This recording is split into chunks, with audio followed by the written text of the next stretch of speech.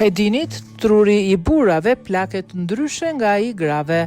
Të rriturit meshkuj kanë tru më të madh se femrat. Kjo diferencë është matur dhe arrin mesatarisht rreth 10%. Megjithatë, gjatë plakjes truri mashkullor humbet vëllimin më shpejt se sa ai femëror. Atroficia cerebrale është një dukuri normale me kalimin e moshës dhe zakonisht fillon pas moshës 60 vjeç. Një studim i publikuar së fundmi, i koordinuar nga universitetet e Sydney dhe Oslos, ka matur shpejtësitë e ndryshme me të cilën ndodh ky proces tek të dy gjinit. Në një zonë të korteksit të trurit që përpunon ndjesitë e prekjes, temperaturës dhe dhimbjes, pozicionit të trupit dhe lëvizjeve të tij, vëllimi ulet me 1.2% në vit tek femrat dhe 2% në vit tek meshkujt. Meshkujt shfaqen një rënje në një numër më të madh rajonesh të trurit, përfshirë shumë zona të korteksit, shkruajnë neuroshkencëtarët. Te gratë ulja e vëllimit prek më pak zona dhe është më e kufizuar në korteks.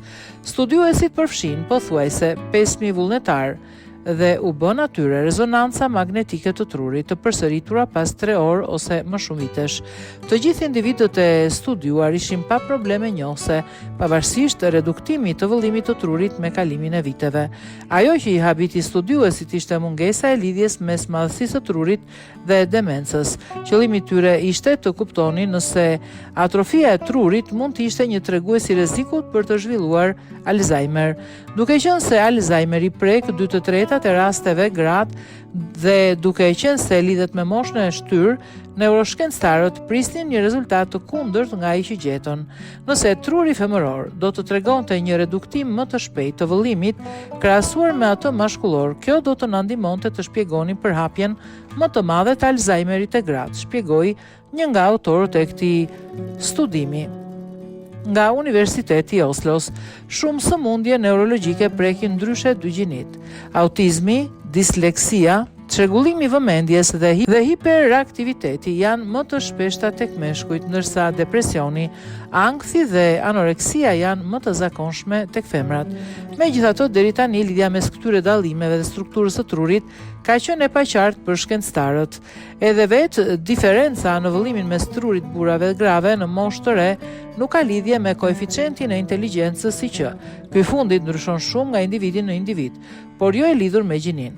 Po të vare inteligjenca vetëm nga madhësia e trurit, atëherë do të ishim më pak inteligjent se Homo sapiensat e para 100.000 viteve.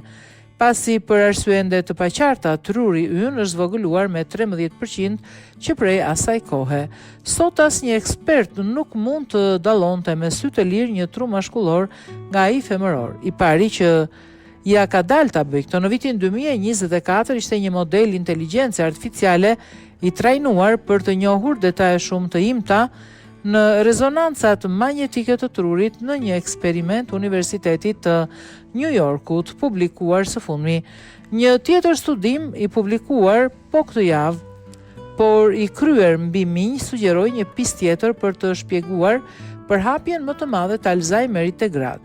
Studiuesit nga Universiteti i Kalifornisë, Los Angeles, kanë zbuluar një gjen në kromozonin X që shkakton një nivel të lartë të inflamacioni në disa qeliza të trurit të quajtura mikroglia, të cilat kanë funksion mbrojtës imunitar.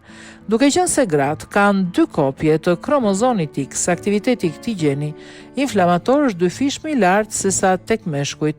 Inflamacioni i indeve të trurit ka rol negativ në plakje, në shfaqjen e Alzheimerit dhe të sklerozës multiple, dhe kjo e fundit është shumë e zakonshme tek gratë me një raport prej 3:1.